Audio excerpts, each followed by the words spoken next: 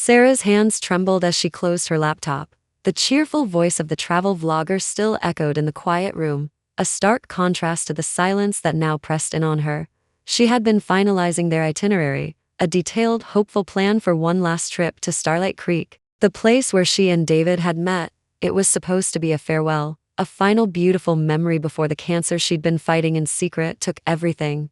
But then, a misplaced click, a live stream, and there he was, David, her David. His back was to the camera, but she knew the slope of his shoulders, the way his hair curled at the nape of his neck. He was kissing a young woman, a girl really, with long, shiny hair and a laugh that seemed to sparkle through the speakers. The chat scrolled rapidly, a waterfall of emojis and comments. What a beautiful couple. He looks at her like she's the only girl in the world. That kiss. Sarah's own world shrunk to the size of the screen. The pen she'd been using to write their future snapped in her hand, a sharp pain blooming in her palm as the plastic bit into her skin. She barely felt it. He had said he was away on urgent business, a last-minute trip he couldn't get out of. He'd promised they would go to Starlight Creek next month. He'd sounded so convincingly weary on the phone just hours ago. The vlogger, emboldened by the surge in viewers, moved closer. The camera zoomed in. David's face, caught in profile as he pulled away from the kiss, was illuminated by the soft outdoor lights of what looked like a charming inn.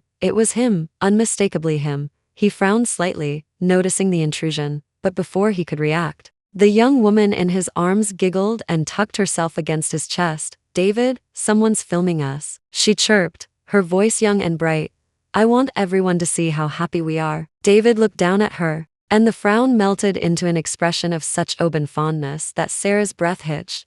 It was a look she remembered, a look she thought was reserved for her. He kissed the girl's forehead.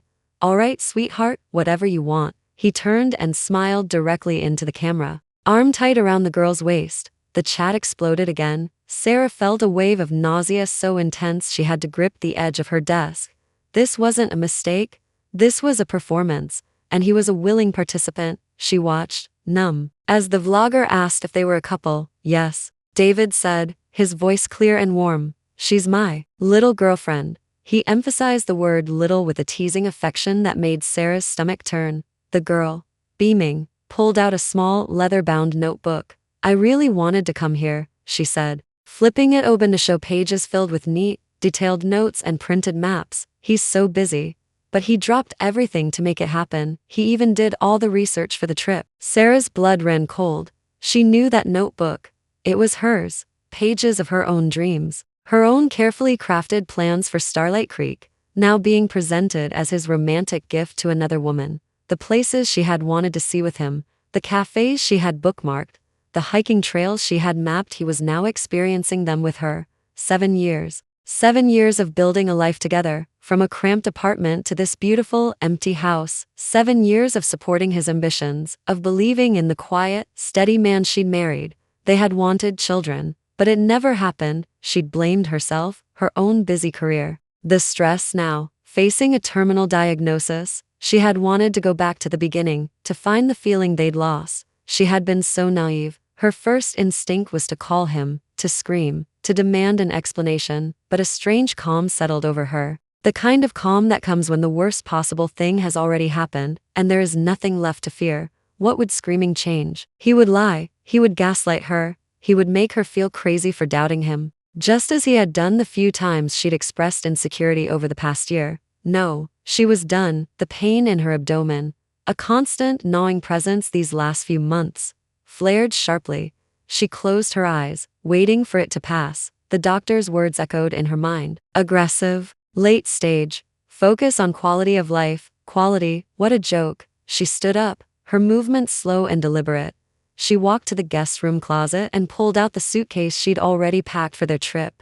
She unzipped it and methodically began removing David's things, his sweaters, his favorite travel pillow, the book she'd bought for him to read on the plane. She piled them on the floor in a heap. Then, she zipped up the now half-empty case. She would go to Starlight Creek alone. This journey towards death would be her own. The drive was long and quiet. She didn't turn on the radio. She just watched the landscape change, the bustling city giving way to suburbs, then to rolling hills, and finally to the dense, green forest that surrounded Starlight Creek. She'd found a small bed and breakfast online run by an older couple, the Millers. It was off the beaten path, away from the trendy spots she'd once been so excited to visit with David. She pulled up to a charming, slightly weathered two-story house with a wide porch. A plump golden retriever lay snoozing on a welcome mat. As Sarah got out of the car, the dog lifted its head, thumped its tail a few times, and ambled over to sniff her hand. "That's Buddy," a warm voice said. An older woman with kind eyes and silver hair pulled into a bun emerged from the house, wiping her hands on her apron. "Don't mind him. He's a beggar. He can smell the good snacks a mile away." Sarah managed a small smile. "I might have some dog biscuits in my bag." "Oh, he'll be your best friend for life then?" The woman laughed. "I'm Eleanor. Welcome. You must be Sarah. We've been expecting you." The room was simple and clean, with a quilt-covered bed and a window that looked out over a sprawling garden. It was peaceful. For the first time since she'd seen the live stream, Sarah felt the tight knot in her chest loosen just a fraction. Over the next few days, she fell into a gentle rhythm. She ate the hearty meals Eleanor cooked. She sat in the garden with Frank, Eleanor's husband, while he patiently explained the nuances of different tea leaves. She tried to help Eleanor in the kitchen and produced inedible disasters that made them both laugh. She took long walks with Buddy, who trotted happily beside her, carrying a stick like a prize. She kept her phone off. The silence was a balm. The constant, low-grade agony of her illness was still there, a grim reminder in the background. But here, surrounded by simple kindness and the beauty of nature, it was somehow easier to bear. One morning, helping Eleanor shell peas on the porch, Sarah's phone buzzed insistently from inside her bag. Against her better judgment, she fished it out. It was David. Dozens of missed calls and texts. "Where are you? Sarah, answer me. I'm worried sick." She felt nothing. She was about to turn it off again when a news alert popped up on her screen. And then another. And then a social media notification from a name she didn't recognize. Amanda Price. A cold dread trickled down her spine. She opened the social media app. Amanda Price's profile was public. It was her, the girl from the live stream. Her feed was a curated gallery of a perfect life. Pictures of lavish dinners, expensive gifts, sunsets on beaches. And there, in the background of many, were hints of David, a man's hand with his distinctive watch. The back of a head she'd stroked 1,000 times, a blurred figure in a restaurant booth that was unmistakably his build. There were also videos of her cooking, pasta from scratch, elaborate cakes, perfectly seared steaks, captions like, "Nothing makes me happier than cooking for my man. He says my food is the best he's ever had." The dates on the posts went back over a year. He had been lying to her, betraying her, for over a year, while she was working late, while she was attending doctor's appointments alone, while she was lying awake at night worried about why he seemed so distant. He was eating another woman's food and telling her it was the best he'd ever had. The nausea returned, violent and sudden. She barely made it to the rose bushes before she was sick. Eleanor was at her side in an instant, a firm hand on her back. "Oh, you poor dear, are you all right?" Sarah couldn't speak. She just shook her head, tears of pain and humiliation finally spilling over. "Come inside," Eleanor said gently, leading her to the kitchen and sitting her down with a cup of mint tea. She didn't ask any questions. She just sat with her, a quiet, solid presence. Later that day, a car pulled up the gravel drive. David got out, his face a mask of frustration and feigned concern. He strode onto the porch where Sarah was sitting with Buddy. "Sarah, what the hell is wrong with you?" he started, his voice tight. "You can't just disappear like that. Turning off your phone? Do you have any idea how worried I've been?" Buddy let out a low growl. Eleanor appeared in the doorway, her hands on her hips. "Is this how you talk to your wife? You show up here after days of silence and that's your greeting?" David had the decency to look slightly abashed. "I've been worried," he repeated, though the heat had left his voice. "I asked you to come home," Sarah said, her voice flat and quiet. "You said you had work, so I came alone. What's the problem?" He stared at her, searching for the anger, the hysterics he expected. Finding none, he seemed thrown off balance. "You still shouldn't have shut off your phone. It's not safe." "Not safe?" She actually let out a dry, hollow laugh. "You're right. Maybe one night while you were away on business, someone could have broken in. I could have died alone in that big house. Would you have even noticed?" A flicker of something, guilt, fear, crossed his face. He opened his mouth to reply, but his phone rang. He glanced at it, distracted, and answered without thinking. "Hello." A young, feminine voice, tinny but clear, spilled into the quiet afternoon air. "David, where are you? You said you'd call me an hour ago." David's face went pale. He fumbled with the phone, turning away. It's just my new assistant, he stammered to Sarah, his back to her. Something must have come up at the office. Sarah said nothing. She just watched him, this man who had become a stranger. He walked a few paces away, lowering his voice, but she could still hear fragments. I told you, not now. Yes, I'm with her. It's complicated. Just sit tight. I'll handle it. He hung up and turned back to her, a forced smile on his face. Sorry, work crisis. Look, why don't you pack your things? We can go home, and I promise, we'll plan that trip for next month. I'm not going anywhere, David, she said. He blinked, surprised by her refusal. He looked from her resolute face to Eleanor's stern one. Fine, he said shortly, stay, but keep your phone on. I have to. There's an issue at the office I need to deal with. I'll be back in a couple of days. He left as abruptly as he had arrived. Sarah watched his car disappear down the road, a profound emptiness opening up inside her. The pain in her stomach clenched again. A vicious reminder that time was the one thing she did not have. The following days were a blur of fatigue and pain. She tried to hide it from the Millers, but Eleanor was too perceptive. One morning, the smell of bacon frying sent her rushing to the bathroom. She emerged pale and shaking to find Eleanor waiting with a cup of ginger tea and a worried expression. You're not well, dear, Eleanor said. It wasn't a question. Later that day, Frank insisted on driving her to the small local clinic, just to check up, he said, his tone brooking no argument. The elderly doctor was kind and thorough. After asking about her nausea and fatigue, he asked about her last menstrual period. Sarah thought back, her mind fuzzy. It had been weeks, more than a month actually. Amidst the cancer diagnosis and the shock of David's betrayal, she hadn't even noticed. A cold, different kind of dread washed over her. A test was done. It came back positive, pregnant. Standing in the clean, bright clinic, surrounded by posters about prenatal vitamins and breastfeeding, Sarah felt the world tilt on its axis. A life was growing inside her, a life she had long given up hope for, a tiny, miraculous spark at the very end of her own, and its father was a cheating liar who was probably with his mistress right now. Tears she didn't know she had left welled in her eyes. This was the cruelest joke of all. She would never hold this child. She would never see it take its first steps. The cancer would see to that. And even if by some miracle she could carry it to term, what then? To leave it with a father who had proven himself faithless. To leave it motherless in the world. No, this child deserved peace. It deserved not to suffer as she was suffering. A deep, primal resolve settled over her. This was her burden to carry, and hers alone. She returned to the Miller's house, her secret held tightly inside, a bittersweet agony. The next afternoon, David returned, and he wasn't alone. Amanda stood beside him, looking young and vulnerable in a sundress. David looked uncomfortable, shifting his weight from foot to foot. Sarah, this is Amanda, he said, his voice too loud, too hearty. My new assistant. I had to bring some work with me. And she's here to help, I thought, since you're staying here anyway. Sarah just looked at them, the handsome, successful husband, the pretty young assistant. They looked like a couple from a magazine. She felt 1,000 years old. Amanda offered a shy smile that didn't reach her eyes. It's so nice to meet you. Sarah, David talks about you all the time. I bet he does. Sarah thought. David, emboldened by Sarah's silence, prattled on about needing to work, about not wanting to leave Sarah alone. It was a pathetic, transparent performance. Later, Sarah saw them from her window. They were standing under the old oak tree, away from the house. Amanda was crying. David pulled her into his arms, stroking her hair. He whispered something in her ear, and she looked up at him, smiling through her tears. He kissed her forehead. Sarah turned away. The scene should have shattered her.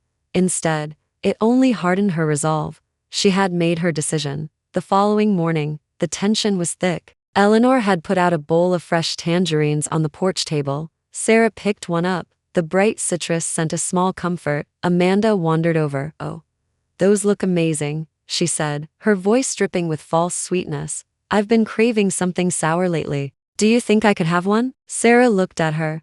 Really looked at her. The slight glow to her skin. The hand that drifted unconsciously to her still flat stomach. The pieces clicked into place with a horrifying finality. Amanda wasn't just his mistress. She was pregnant too, of course. David had always wanted children. It was the one thing Sarah couldn't give him. Until now, too late. And now he had this young, fertile girl to give him everything he wanted. "No," Sarah said, her voice quiet but firm, "these aren't for you." Amanda's smile faltered, she pouted. Turning to David, who was approaching, "David, I just asked for a tangerine. I'm not feeling well, and I thought it might help." David's face tightened. "Sarah, for God's sake, it's a piece of fruit. Are you really going to be that petty? Give her one." "They're mine," Sarah said, clutching the tangerine tighter. "Eleanor and Frank got them for me. I'll buy you a whole damn crate of them." David snapped, his patience gone. He reached out and snatched the fruit from her hand, then grabbed several more from the bowl, pressing them into Amanda's arms. "Here, sweetheart, take them." Amanda hugged the tangerines to her chest, a triumphant gleam in her eye. As she turned, one slipped from her grasp and fell to the porch floor. She stepped on it deliberately, the fruit bursting under her sandal. Something in Sarah snapped, the long-buried anger, the pain, the betrayal, the injustice of her own dying body and the life within it that would never be. It all erupted. She lunged forward, not at David, but at Amanda, her hand connecting with the girl's cheek with a sharp crack. Amanda screamed, more in shock than pain, dropping the remaining tangerines. "My face, David, she scratched me." "Sarah," David roared. He grabbed her arm, his fingers digging into her flesh, and shoved her away from Amanda. Sarah was standing on the top step of the porch. The shove was hard. Fueled by his anger and protectiveness of Amanda, she lost her balance, her arms flailing, and fell backward down the 3 wooden steps, landing hard on the gravel path below. A searing, tearing pain ripped through her abdomen, so intense it blinded her for a moment. She curled into a ball, a low moan escaping her lips. Buddy barked frantically, licking her face. David stood frozen at the top of the steps, his anger replaced by shock. Amanda was crying loudly, clutching her face. It was Eleanor who rushed out, her face ashen. She took one look at Sarah, at the dark stain spreading on the light fabric of her dress, and yelled for Frank, "Call an ambulance." Now, in the sterile, bright chaos of the hospital emergency room, the truth came out, the miscarriage, and then, the cancer. David looked like he'd been gutted. He stood by her bed, pale and trembling. "I didn't know, Sarah. I didn't know you were pregnant. I didn't know you were sick." She turned her head away on the pillow.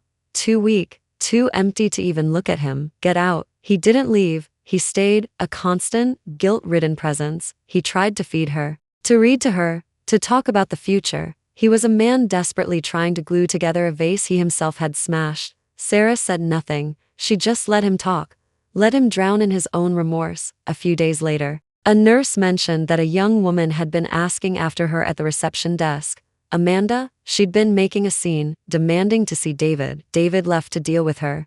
Sarah knew what would happen. The guilt would war with his attachment to his pregnant mistress. It was a mess of his own making, and she wanted no part of it. She waited until he was gone, until the shift change, when the nurses were busy. With a strength she didn't know she possessed, she pulled the 4 from her arm. She dressed in the clothes Eleanor had brought for her. She left a note for the Millers, and a sealed envelope for her lawyer. Then, she walked out of the hospital and disappeared. She used the money she'd secretly been moving into a private account for months. She rented a small, quiet cabin deep in the woods near Starlight Creek, overlooking the vast, beautiful valley she had once wanted to see with David. A hospice nurse came once a day, a kind, quiet woman who asked no questions. Sarah spent her final days watching the light change over the mountains. She wasn't angry anymore. She was tired. She thought of David, of the good years they'd had before it all went wrong. She felt a distant pity for him, for the hollow man he would become, trapped between his guilt and his poor choices.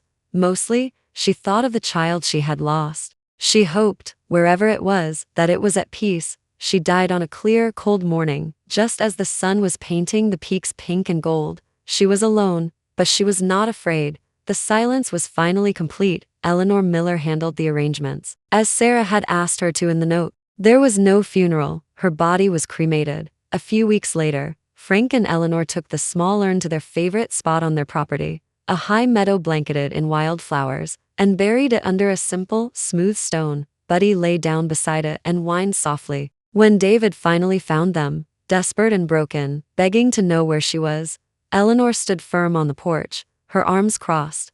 "She's gone, David," she said, her voice cold. "She wanted peace, and that's something you'll never be able to give her. Now leave." He left, a broken man. His business suffered. the scandal of his affair and Sarah's illness leaked out, costing him clients and respect. Amanda had the baby, a boy, but the relationship was toxic.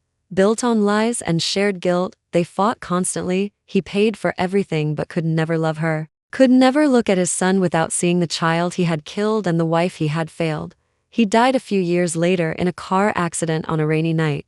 People said he'd been drinking. It was quick. Amanda sold the story of her affair with the tragic, wealthy businessman to a tabloid magazine. She used the money to move away and start over. But the money didn't last, and the ghost of what she'd done followed her. She never found the easy happiness she'd thought she was securing. Eleanor and Frank Miller lived out their days in the quiet bed and breakfast.